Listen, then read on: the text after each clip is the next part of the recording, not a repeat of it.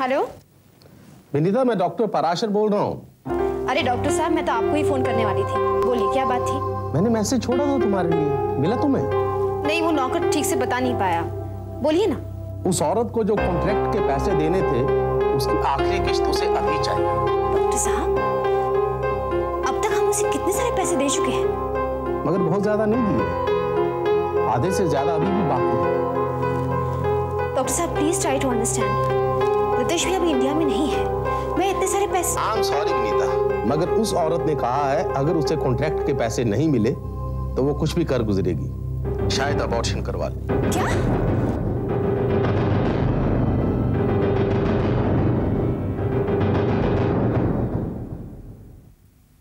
Mister Rishabh Nahar. Yes, कम इन। मैं वीरेंद्र पारेख। आप 10 minute late हैं। हाँ, मैं ट्रैफिक में फंस गया था। ये फंसने की बहुत बुरी आदत पाल रखी है आपने पारेख साहब। जी? You are very accident prone. कुछ लोग होते हैं जो हादसों के नजदीक पाए जाते हैं। You are one of them. साहब, लेकिन मेरे साथ तो कोई हादसा नहीं हुआ। मैं आज या अभी की बात नहीं कर रहा हूं पारेख साहब। याददाश्त पर अगर जोर देंगे तो आपको याद आ जाएगा कि मैं उस हादसे की बात कर रहा हूं जिसके बाद आप आनन फानन साउथ अफ्रीका भाग गए थे।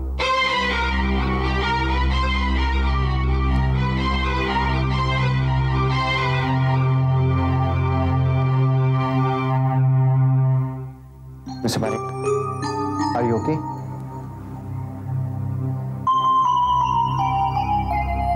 आप उस हादसे के बारे में कैसे जानते हैं? आप बैठिए, मैं आपको बताता हूं।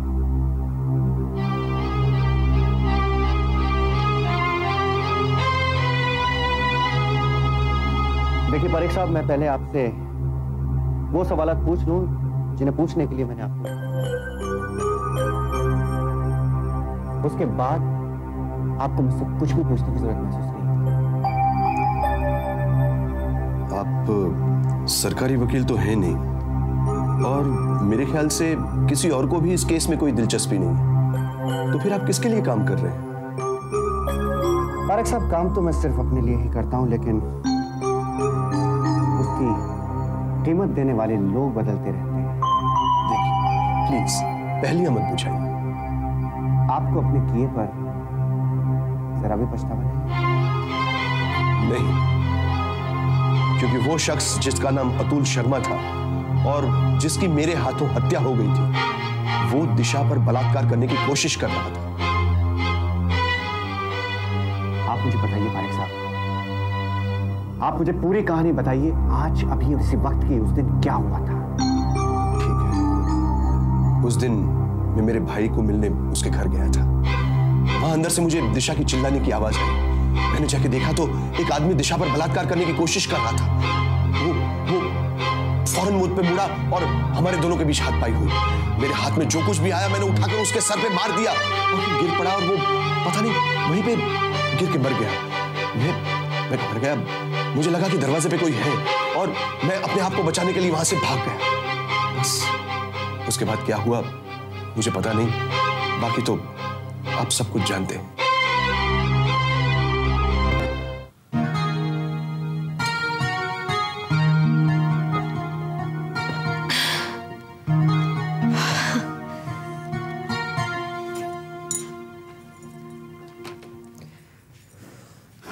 ये इतना बड़ा पेट लिए घर में क्यों घूम रही हो?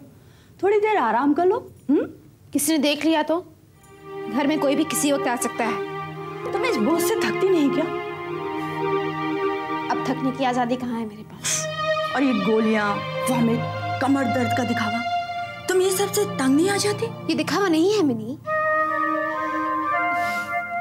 झूठ हमेशा पकड़ा जाता है, और अगर मुझे इस प्रेगनेंसी की हकीकत छुपानी है ना, तो मुझे अपने इस झूठ को सच में बदलना होगा।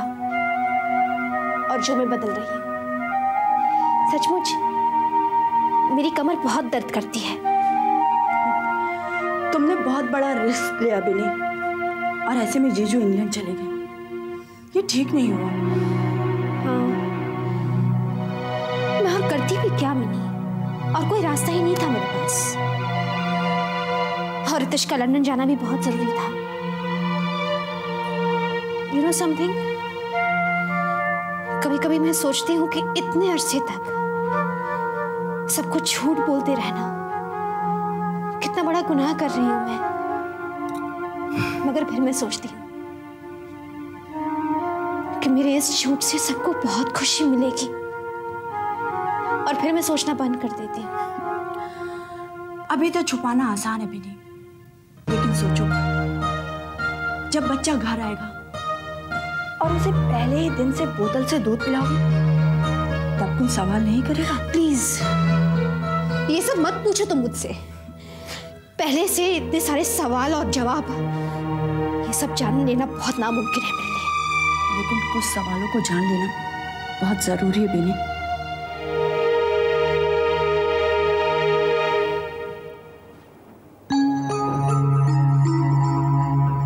मिताली कहाँ है? आज आपको मैंने ही यहां बुलाया है। यहाँ मिताली के कैबिन में? वो इसलिए क्योंकि मैं जानता था कि आप मेरे बुलाने पे नहीं आएंगे, इसीलिए पारेख साहब मुझे ये छोटा सा झूठ बोलना पड़ा। तुम्हारे झूठ का तजुर्बा है मुझे। मैं तुम्हें और परखना नहीं चाहता रे शबनार। पारेख साहब, सच्चाई सुनने में आपकी दिलचस्पी है? देखिए, क्या मैं आपको पारेख अंकल कह सकता हूं? यदि ये हमारी आखिरी मुलाकात है तो तुम कुछ भी पुकार सकते हो। मेरी सच्चाई सुनने के बाद में आपके ख्यालात बदल जाएंगे। मुझसे नफरत करने के बजाय आपको अपने आप से नफरत होने लगी। It's a challenge. मैं सुन रहा हूं। आपके भाई वीरेंद्र से बात हो चुकी है मेरी। अब आप मुझे सिर्फ इतना बताएं कि क्या हकीकत आप सुनना चाहेंगे? आजमा कर देख लो, ये आखिरी मौका है। चलिए, मैं आपकी बात मान लेता हूं। हकीकत यह है पारेख अंकल कि आपकी बेटी दिशा का गुनहगार ना तो आपका भाई वीरेंद्र है और ना ही मैं हूं। ये तो आधा सच है। ये तो मैं जानता हूं कि मेरा भाई गुनहगार नहीं है, लेकिन इससे यह साबित कैसे होता है कि तुम गुनहगार नहीं हो?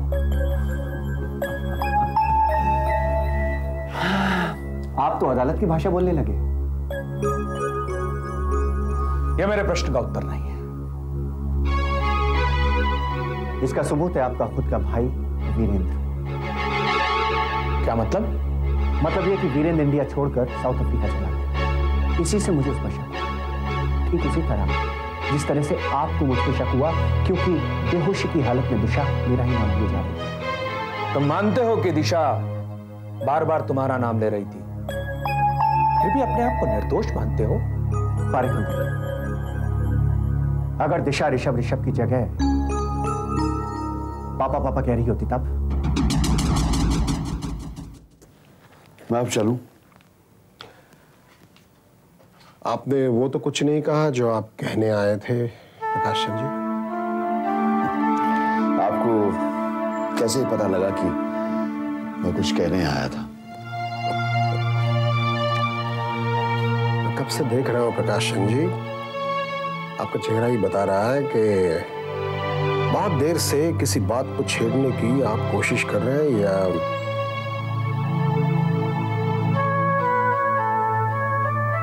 कहना नहीं जितेंद्र भाई साहब, मैं आपको कुछ देने आया था, मगर आपने जो कुछ मुझे दिया है उसके सामने मुझे कुछ भी नहीं दिख रहा है, इसलिए देने की हिम्मत नहीं हो रही।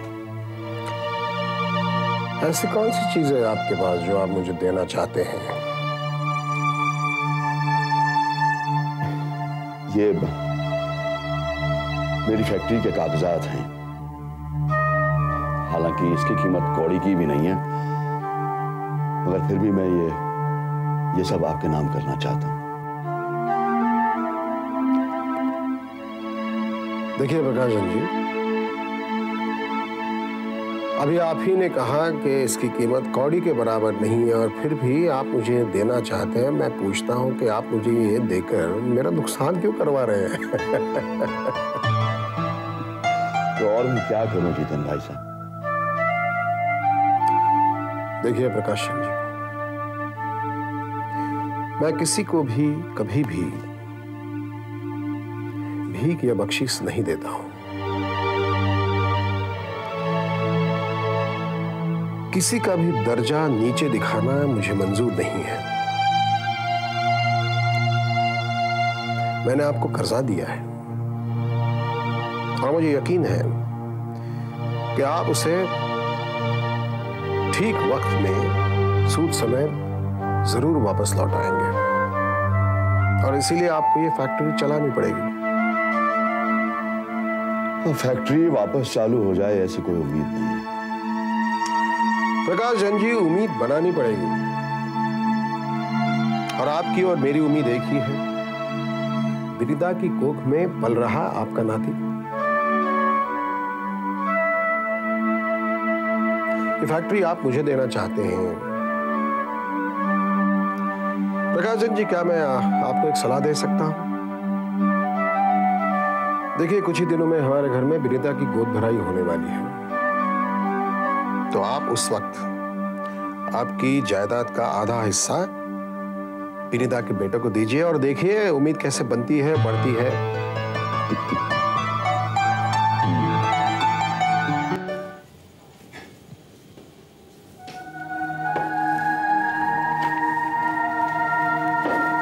अरे हाँ, अचानक ऑफिस में?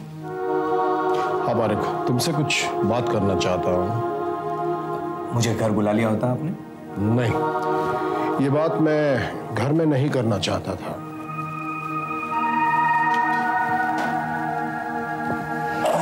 जी कहिए। वीरेंद्र कहाँ है?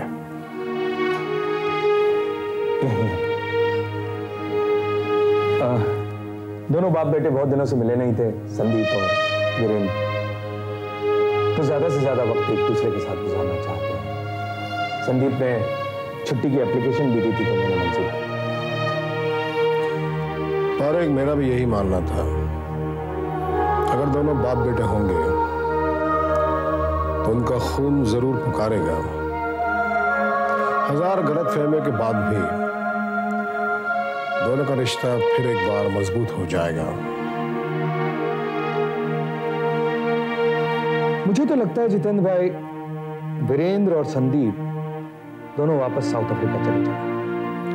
नहीं बारिक, संदीप बड़ा ही होनहार लड़का है। कुसुम के एक झूठ से उसका दिमाग खराब हो गया था, वरना वो यहीं पे हमारे यहाँ काम करता। उसकी तरक्की यहीं पर है, हमारे यहाँ। लेकिन मिताली, नीरम, प्रशांत वगैरह क्या कहेंगे? क्यों? उन्हें क्या दिक्कत हो सकती है?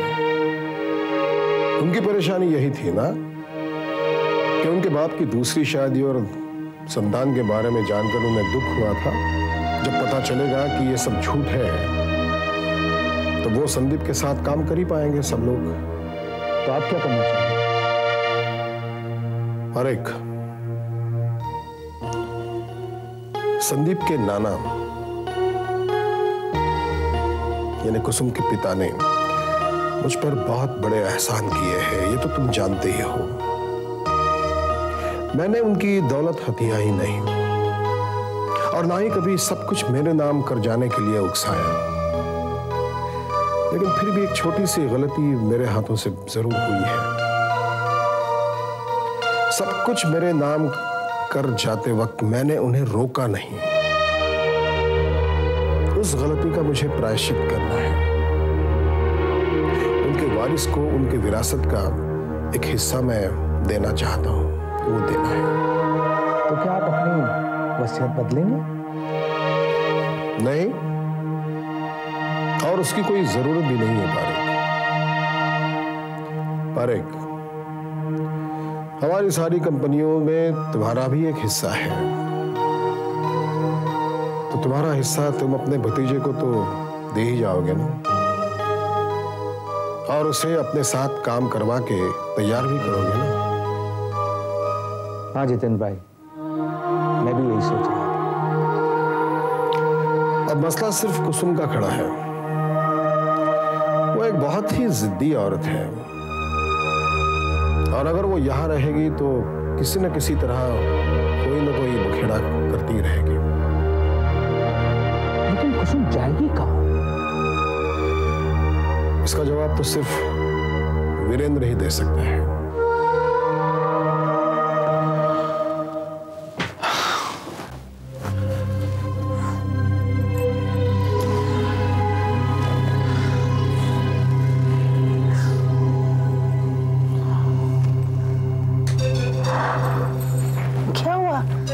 आप अभी तक सोए नहीं? मैं इस सरिता में सो नहीं पाऊंगा जब तक मैं राहुल को उसके किए की सजा नहीं दिलवा देता ना। मैं नहीं सो पाऊंगा। ऐसे तो आप अपनी तबीयत खराब कर लेंगे। कुछ नहीं होगा मुझे सरिता। मेरे सिर पर जो जुनून सवार है ना, वही मेरी दवा है, वही मेरी ताकत भी है। आप सही सलामत जेल से वापस आ गए, क्या ये काफी नहीं है? नहीं है। जिस आदमी ने मुझे जेल के अंदर भेजा उसे भी तो ये मालूम होना चाहिए कि सलाखों के पीछे आदमी कैसा महसूस करता है। अब गई गुजरी भूल जाइए। तुम सो जाओ सरिता। देखिए, हम शरीफ लोग हैं। किसी ने अगर हमारा बुरा किया है तो हम भी उसका बुरा करें, ये हमें शोभा नहीं देता है। दुनिया का यही चलन है कि ईंट का जवाब पत्थर से दिया जाए। अपनी रातों की नींद हराम करके किसी से बदला लेना ये वाजिब है क्या? हर हाल में बदला लेना वाजिब है। देखिए, उन्हें उनके किए की सजा मिल जाएगी। आप अपने दामन पर दाग क्यों लेना चाहते हैं? माफ कर दीजिए उन्हें, ये आपका बड़प्पन होगा। अपनी अंतरात्मा को कचोटता रहे ऐसा बड़प्पन नहीं चाहिए मुझे सरिता। मैं सिर्फ अपने दिल के बोझ से मुक्ति पाना चाहता हूँ।